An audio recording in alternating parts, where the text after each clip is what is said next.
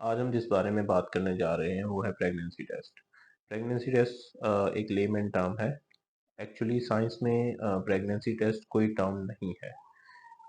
जिसमें pregnancy test में actually एक हार्मोन टेस्ट किया जाता है जो कि यूजुअली ड्यूरिंग प्रेगनेंसी हाई होता है। तो अगर उसकी प्रेजेंस होती है हाई अमाउंट में या इंक्रीज हो रहा होता है तो डॉक्टर्स या लेबोरेटरी स्टाफ ये प्रिडिक्ट करता है कि प्रेगनेंसी है या नहीं।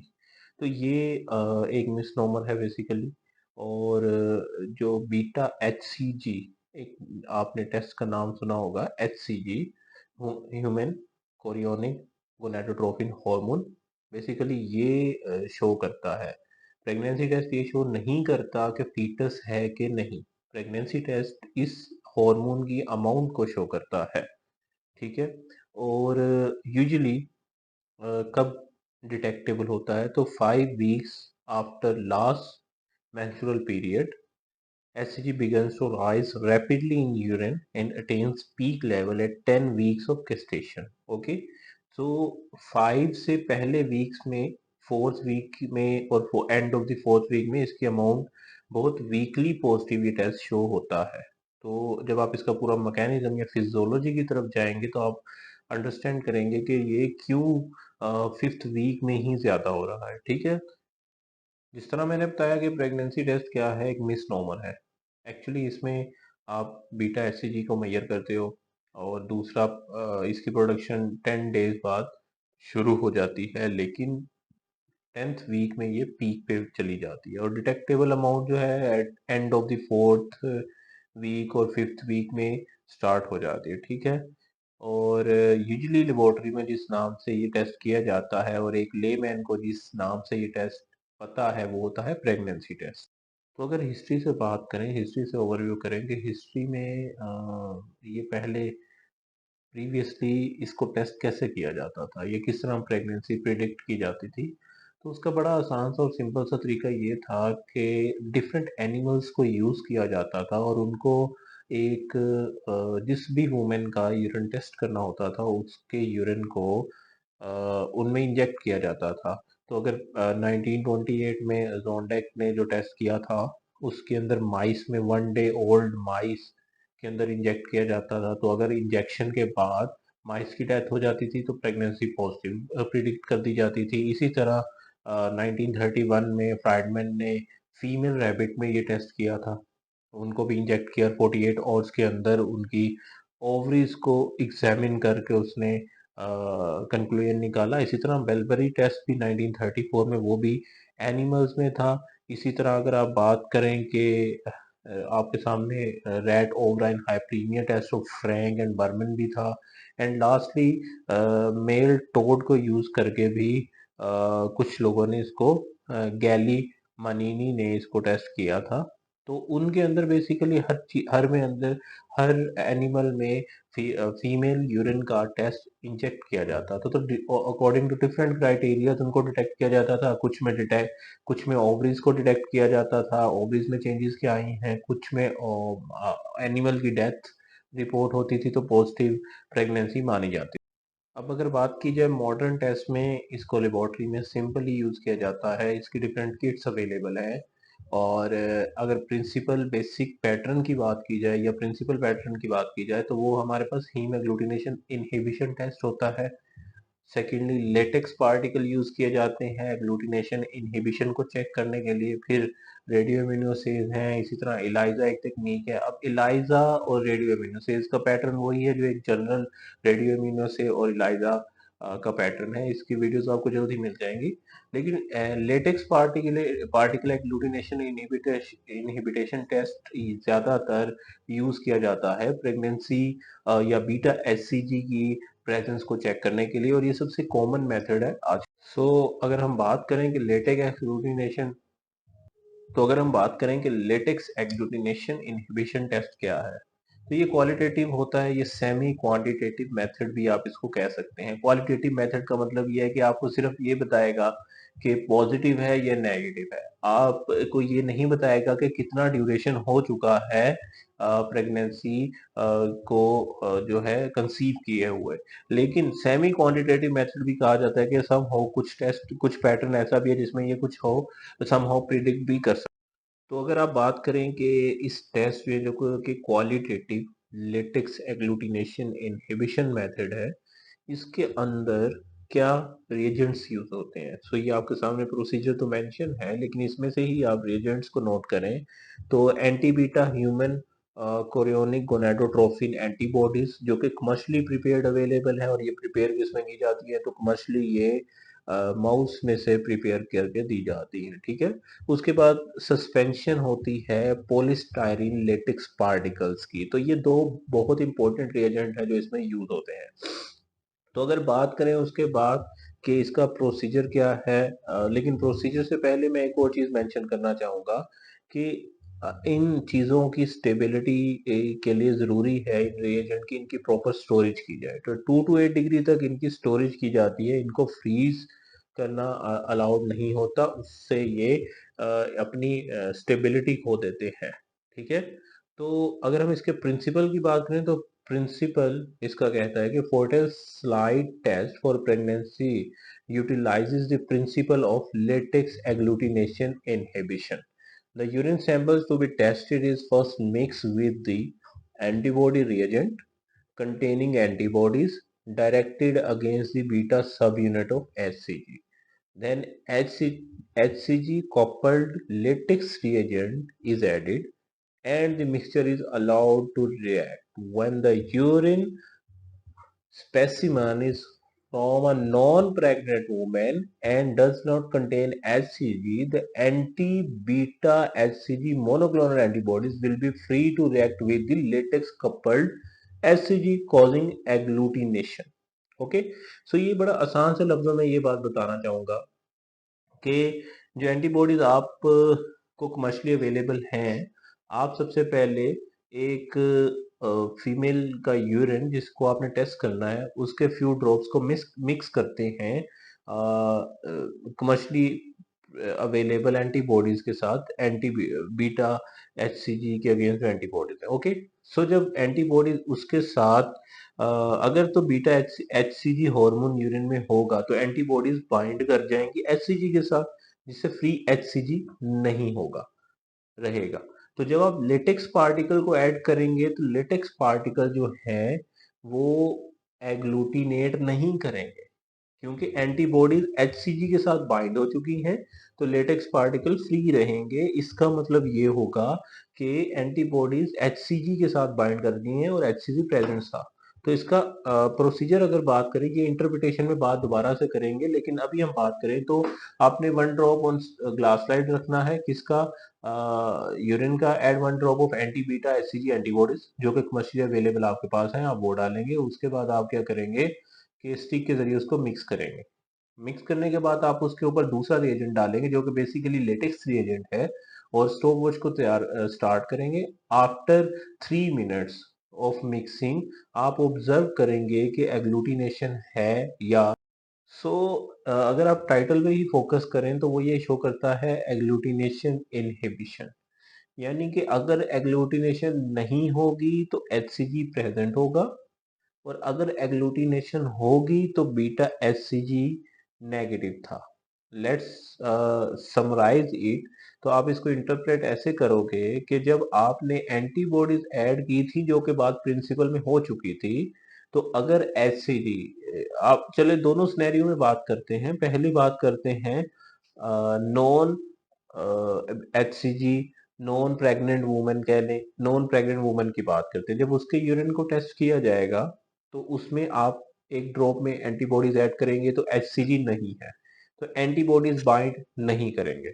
फिर आप ऐड करते हैं लेटेक्स पार्टिकल जो कि ऑलरेडी कोडेड हैं इस तरह से कि जब आप लेटेक्स पार्टिकल ऐड करते हैं तो वो एंटीबॉडीज जो कि फ्री एंटीबॉडीज होती हैं वो बाइंड कर जाती हैं लेटेक्स पार्टिकल के साथ। तो जब वो लेटेक्स पार्टिकल के साथ बाइंड करती हैं तो वो आपको एग्लूटिनेशन शो करती हैं।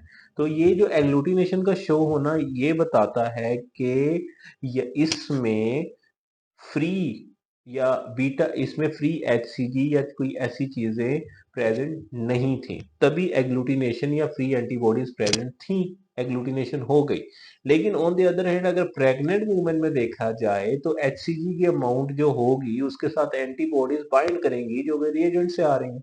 तो जब एंटीबॉडीज बाइंड करेंगी तो अल्टीमेटली फ्री एंटीबॉडीज नहीं रहेंगी, और जब फ्री एंटीबॉडीज नहीं रहेंगी तो लेटेक्स पार्टिकल आ भी जाएंगे तो वो बाइंड नहीं कर सकेंगे एंड अल्टीमेटली एग्लूटिनेशन शो नहीं होगी। तो एग्लूटिनेशन का ना होना शो करता है एग्लूटिनेशन का ना होना शो करता है एचसीजी के लेवल्स को, कि एचसीजी प्रेजेंट है, और रिपोर्ट को आप क्या रिपोर्ट करते हैं, बीटा एचसीजी पॉजिटिव। और अगर आपके पास एग्लूटिनेशन है, ये वाइस वर्सा है, अगर आपके पास एग्लूटिनेशन है तो आप रिपोर्ट को बीटा एचसीजी नेगेटिव रिपोर्ट करते हैं। हम बात करेंगे क्वांटिटेटिव टेक्निक का, हमने इसको बताया था कि more more precisely semi quantitative method बताया था हमने, तो वो किस तरह से है।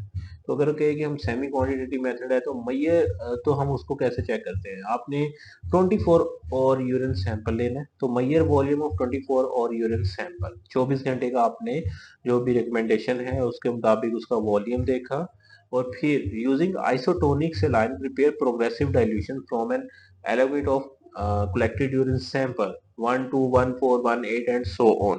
यानी कि आपने डाइल्यूशंस प्रिपेयर करनी है, और डाइल्यूशंस प्रिपेयर करना एक टोटली अलग फिनोमिना है, वो आपको पता है। आपने उस यूरिन सैंपल में से जितना ले लिया था 1 2 1 4 1 8 की डाइल्यूशंस बना ली। आपने फिर क्या किया, उस पे perform the test using previous procedure on each dilution. जब आपने हर डाइल्यूशन पे वही टेस्ट परफॉर्म करना है, तो जब आपने एग्लूटिनेशन नोट करनी है तो सबसे पहले वो नंबर आपने ग्रेजुअली सब टेस्ट ट्यूब को चेक करना है, और वो नंबर नोट करना है टेस्ट ट्यूब 1 2 1 4 1 8 रेशो के लिहाज से जिसके अंदर एग्लूटिनेशन एब्सेंट होगी। तो मैक्सिमम वो नंबर होना चाहिए जिसमें एग्लूटिनेशन एब्सेंट होगी। तो आपने जो सा नंबर नोट किया था तो सेंसिटिविटी ऑफ द किट को मल्टीप्लाई करना है उस डायल्यूशन के साथ।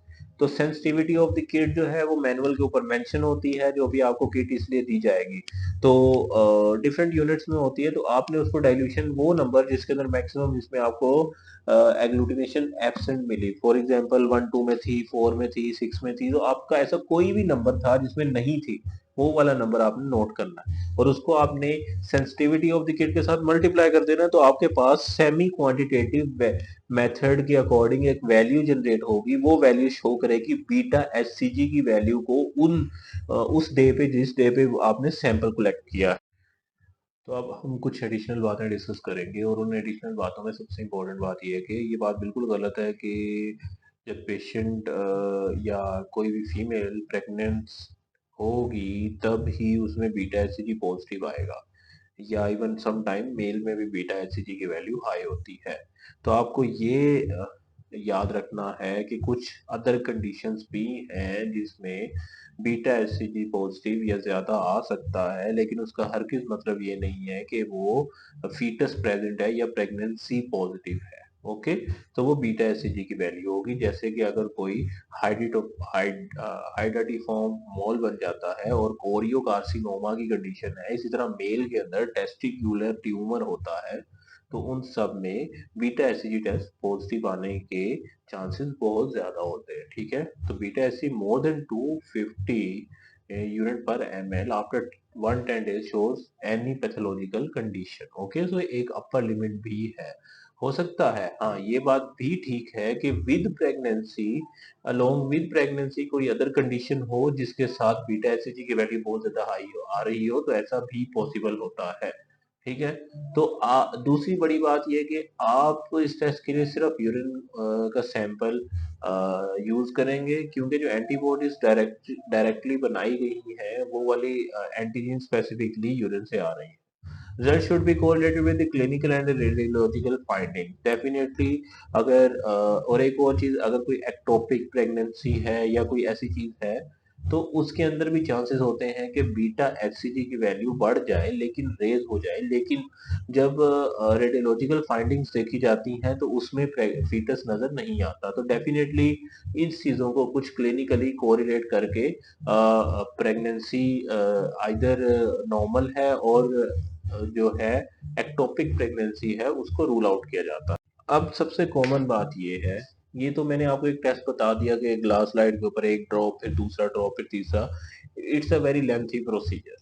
तो हमारे यहाँ कॉमनली घरों के अंदर ये टेस्ट परफॉर्म कर लिया जाता है। मेडिकल स्टोर से एक ऑलरेडी प्रीपेयर्ड किट मिलती है, उसमें सिर्फ 1 to 2 ड्रॉप यूरिन के डालने होते हैं, तो वो आपको ये बता देता है कि टेस्ट पॉजिटिव बीटा एसिडी है या नहीं है। तो जिसको आप रैपिड प्रेगनेंसी टेस्ट कहते हैं, ऑल्दो इसकी सेंसिटिविटी पॉजिटिव के लिहाज से अच्छी है कि ये टेस्ट रिजल्ट बता देता है, लेकिन आपको ये नहीं बता सकता कि कितना ड्यूरेशन हो चुका है।